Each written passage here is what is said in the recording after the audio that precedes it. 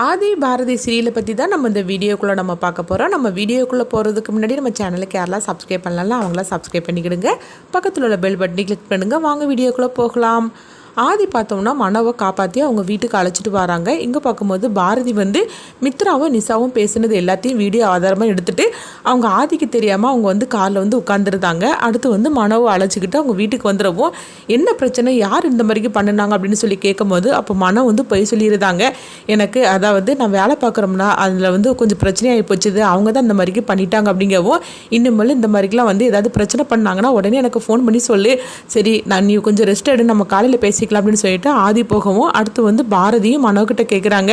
யார் இந்த மாதிரிக்கு பண்ணினாங்க அப்படிங்கவும் அப்போ மனோ பாரதி கிட்டேயும் பொய் பேசுதாங்க. அப்போ பாரதி சொல்கிறாங்க, மனோ நீ ஆதிக்கிட்ட வேணால் பொய் பேசியிருக்கலாம், ஆனால் உனக்கு என்ன பிரச்சனை, உனக்கு யாரால் இந்த மாதிரிக்கு நடந்துச்சுன்னு எனக்கு எல்லாமே தெரியும், நீயே உண்மையை சொல்லு அப்படிங்கவும் உடனே மனோ பாரதி கிட்ட எல்லா உண்மையும் சொல்கிறாங்க. இது கிட்டதுமே பாரதி சொல்லிட்டு இருக்கிறாங்க, அந்த நிசாவுக்கு ஃபோன் பண்ணி உன் கதையை முடிக்க சொன்னது யார் தெரியுமா, மித்ரா தான் அப்படிங்கிறாங்க. இது கிட்டதுமே மன அதிர்ச்சி அடைகிறாங்க. என்னக்கா சொல்லிட்டு இருக்கிற அப்படிங்கும் போது ஆமாம், அன்னைக்கு உன் குடும்பத்தை பழி வாங்குறதுக்காக இந்த மாதிரிக்கு பண்ணலை, அவங்க என் குடும்பத்தை தான் பழி வாங்குறதுக்காக வந்தாங்க, ஆனால் அதில் தான் உன் குடும்பம் சிக்கிக்கிட்டாங்க அப்படிங்கவும் இது கேட்டதுமே மனம் அப்படியே துடிச்சு போயிருந்தாங்க. இப்பவுமே அந்த மித்ராவோட கதையை நான் முடிக்க போகிறேன் அப்படின்னு சொல்லவும் அப்போ பாரதி தடுக்கிறாங்க. மனோ இப்பவுமே நம்ம இதை பற்றி பேசணும்னா கண்டிப்பாக இந்த பிரச்சனை நம்ம பக்கம் திருப்பி விட்டுருவா, அதனால நீ கொஞ்சம் அமைதியா இரு அப்படின்னு சொல்லவும் இன்னும் பொழுதுனா இந்த பாரதியோட ஆட்டத்தையே அவள் பார்க்க போறா, நான் இது வரைக்கும் அவ நல்லவன் நினைச்சிட்டு இருந்தேன், ஆனால் இப்போ தானே அவளை பற்றின எல்லா உண்மையும் தெரிஞ்சிருச்சுது,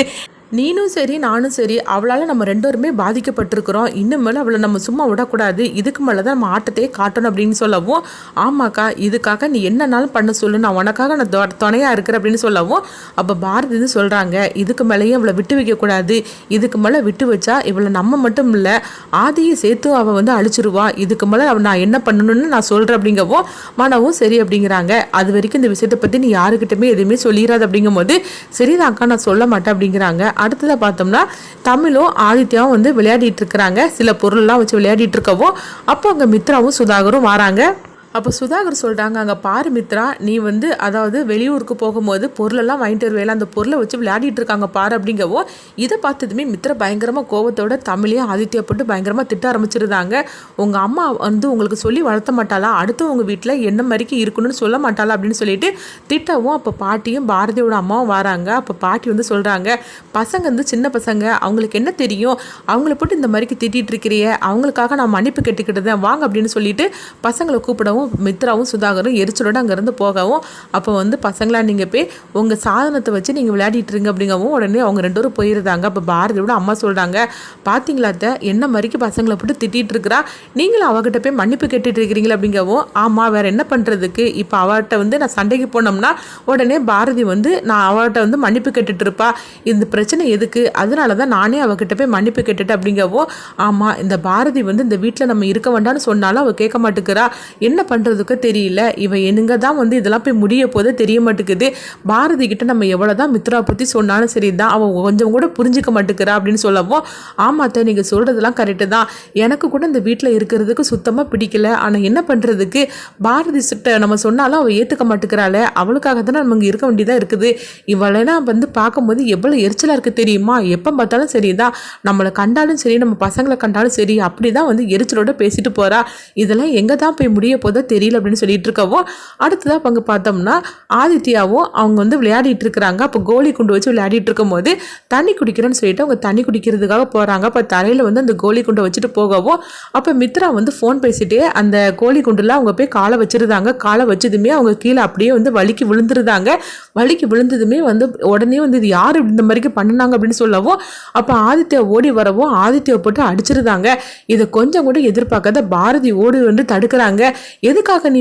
அதாவது ஆதித்யாவை போட்டு நீ அடிச்சு அப்படின்னு சொல்லிட்டு மித்ராட்ட கோவத்தோட கேட்கவும் அப்போ மித்ரா சொல்றாங்க, என்ன பாரதி ஆதித்யா பண்ணின தப்பு என்னன்னு சொல்லி கூட கேட்க மாட்டியா, அவன் இந்த மாதிரிக்கு வச்சிருக்கிறான், நான் கீழே வலிக்கு விழுந்துட்டேன் அப்படின்னு சொல்லவும் கொஞ்சம் கூட இந்த பசங்களுக்கு பொறுப்பே இல்லாமல் இருக்கிறாங்களோ அப்படிங்கவும் என்ன மித்ரா அப்படி பேசிட்டு இருக்கிற, அவங்க சின்ன பசங்க அவங்களுக்கு என்ன தெரியும், நம்ம தான் கொஞ்சம் ஜாக்கிரதையா வரணும் அப்படின்னு சொல்லவும் உடனே என்ன பாரதி நீ இப்படிலாம் பேசுவேன்னு சொல்லி நான் கொஞ்சம் கூட எதிர்பார்க்கவே இல்லை அப்படிங்கவும் ஆமா என்ன இருந்தாலும் சரிதான் பசங்கன்னா அப்படிதான் இருப்பாங்க, இருக்காங்க, உனக்கு பசங்களை பற்றி தெரிஞ்சாதானே இந்த மாதிரிலாம் பேச மாட்டான், உனக்கு என்ன தெரியும் அப்படின்னு சொல்லிட்டு பாரதி மித்ராவை போட்டு வெளுத்து வாங்கவும் இது கொஞ்சம் கூட எதிர்பார்க்காத மித்ரா வந்து அதிர்ச்சி அடைகிறாங்க. அப்போ பாட்டியும் பாரதியோட அம்மாவும் வந்துருந்தாங்க. வந்ததுமே பாரதி மித்ரா கிட்ட இப்படி பேசுறத பார்த்துட்டு அவங்களும் அதிர்ச்சி அடைகிறாங்க. பாரதி மித்ரா கிட்ட இப்படிலாம் பேச மாட்டாள, என்ன ஆச்சு அவளுக்கு, திடீர்னு இந்த மாதிரிலாம் அவள் பேசிகிட்டு இருக்கா அப்படின்னு சொல்லிட்டு பாட்டியும் பாரதியோட அம்மாவும் சந்தோஷப்பட்டுட்டு இருக்கிறாங்க. அப்போ வந்து பாரதி வந்து பார்த்தோம்னா மித்ராட்ட கோவிச்சுக்கிட்டு அவங்க பசங்களை ரூமுக்கு அழைச்சிட்டு போகிறாங்க. உடனே ஆதித்யாட்ட கேட்குறாங்க,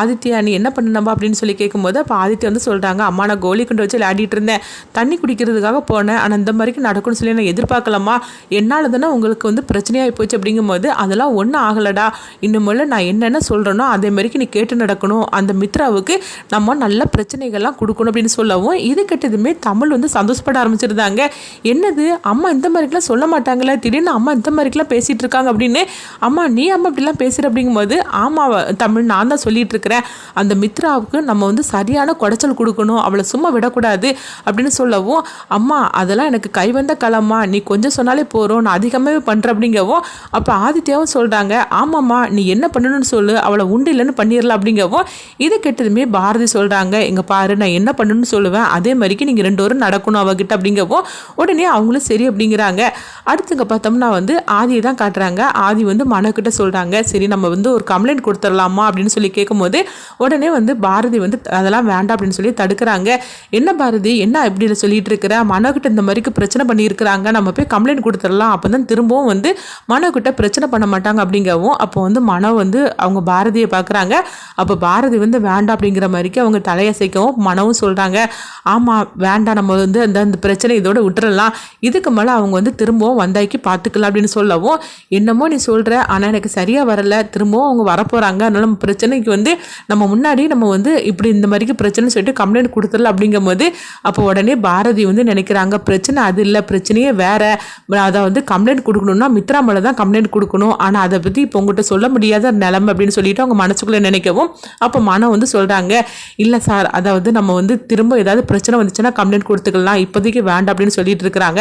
அடுத்துங்க பார்த்தோம்னா மித்ராவை தான் காட்டுறாங்க. மித்ரா வந்து சுதாகர்கிட்ட சொல்லிட்டு இருக்கிறாங்க, இந்த பாரதி என்னை இன்னும் இந்த மாதிரிக்கு இன்னைக்கு திட்டானா அப்படின்னு சொல்லவும் என்னது பாரதி உன்னை திட்டினாள் அப்படின்னு சொல்லி கேட்கும்போது ஆமாம் ஆதித்யா இந்த மாதிரிக்கு தப்பு பண்ணுனா, நான் வந்து தெரியாதனமா அந்த கோலி குண்டில் நான் காலை வச்சு கீழே விழுந்துட்டேன், அதுக்கு ஆதித்யாவை அடித்தோம்னா அவன் என்னன்னா ஆதித்யாவுக்கு சப்போர்ட் பண்ணிட்டு என்ன போட்டு வெளுத்து வாங்கிட்டா, பாரதி இந்த மாதிரிக்கெல்லாம் பேச மாட்டா, என்னாச்சுன்னு தெரியல, அவள் என்னையே எதிர்த்து இந்த மாதிரிக்கு பேசிட்டு அப்படின்னு சொல்லவும் அப்போ சுதாகர் சொல்கிறாங்க, வர வர இவங்க போக்கே சரியில்லை, இவங்களை கூடிய சீக்கிரமாக அந்த வீட்டை விட்டு அனுப்பிவிடணும் அப்படிங்கும்போது அப்போ மித்ரா சொல்கிறாங்க, வீட்டை விட்டு இவங்களை அனுப்பினாக்கி கூடயே ஆதியும் போயிடுவார, அதுக்காகலாம் இந்த கொடுமையெல்லாம் நான் தாங்கிட்டு இருக்க முடியாதான் இருக்குது அப்படின்னு சொல்லவும் இதுக்கெல்லாம் சீக்கிரமாகவே ஒரு முடிவு கட்டணும் அப்படிங்கிறாங்க.